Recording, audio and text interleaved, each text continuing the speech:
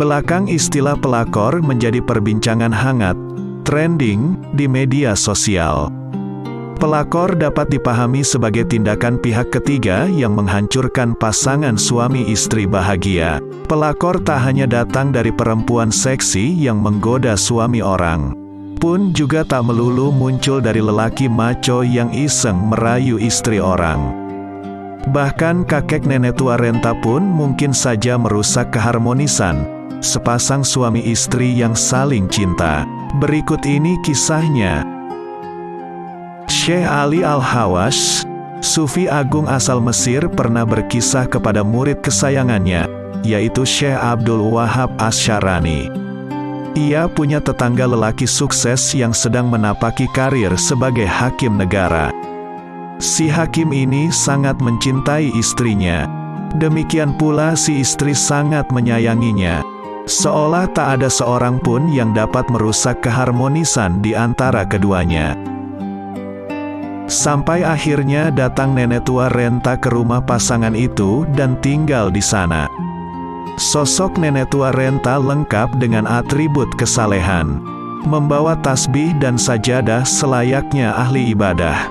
Tampak khusyuk dalam kesehariannya. Selama dia tinggal di sana, si nenek selalu puasa di siang hari dan qiyamul lail di sepanjang malamnya.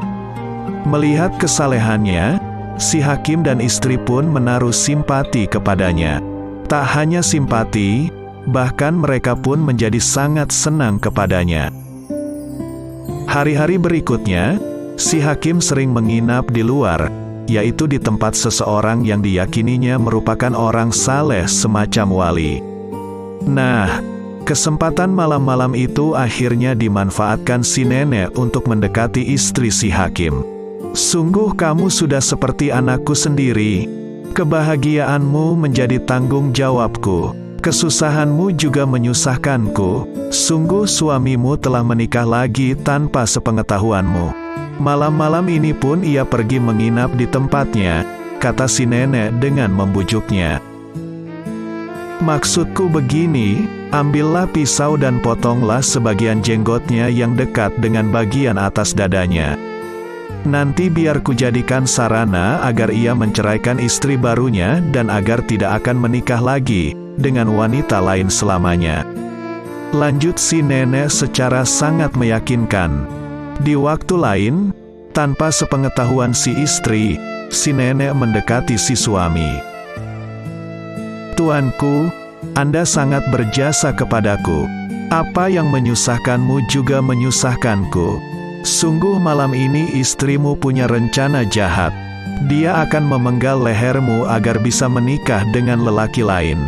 Bila Anda tak mempercayai ucapanku, silakan pura-pura tidur dan pejamkan kedua matamu. Pura-pura mengoroklah dan lihatlah apa yang akan dilakukan istrimu, ujarnya menghasut suami malang itu. Benar saja, si suami atau si hakim itu pun mengiyakannya.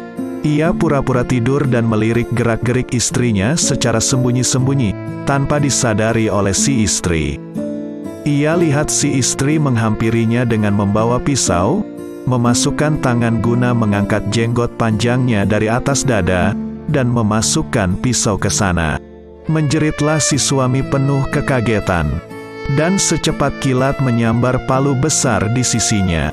Ia pukul istrinya dengan palu besar itu, tepat di bawah telinganya, hingga tewas seketika.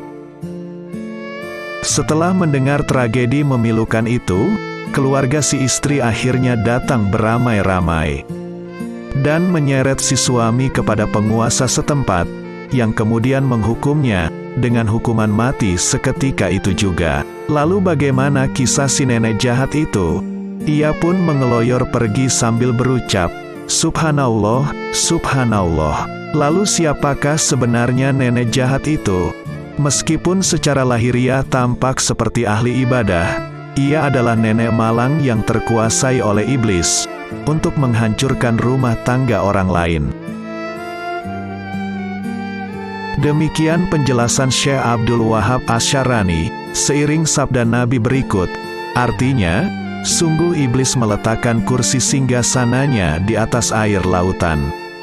Lalu ia utus pasukannya untuk menggoda manusia. Yang paling dekat dengannya adalah yang paling besar fitnahnya.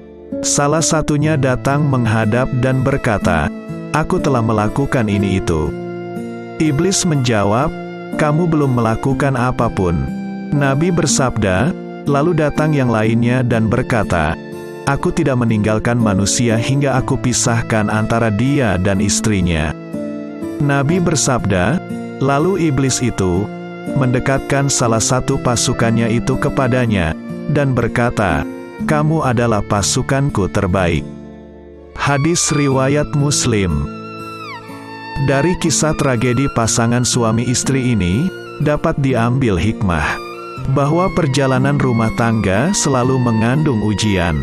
Bisa jadi orang yang sekilas kelihatan sangat dekat dan baik, justru menjadi pintu masuk prahara rumah tangga. Namun demikian, bukan masalah seberapa besar ujian yang menyapa, tapi lebih pada bagaimana cara menghadapinya. Tetap percaya kepada pasangan menjadi jalan terbaik daripada sekadar menuruti bisikan orang ketiga, meskipun tampaknya baik dan dapat dipercaya. Semoga video ini dapat menginspirasi Anda untuk bertahan di saat sulit dan menjadi lebih baik di masa depan. Terima kasih sudah menonton video ini. Jika Anda suka video ini, jangan lupa nyalakan tanda lonceng dan tuliskan komentar di link deskripsi.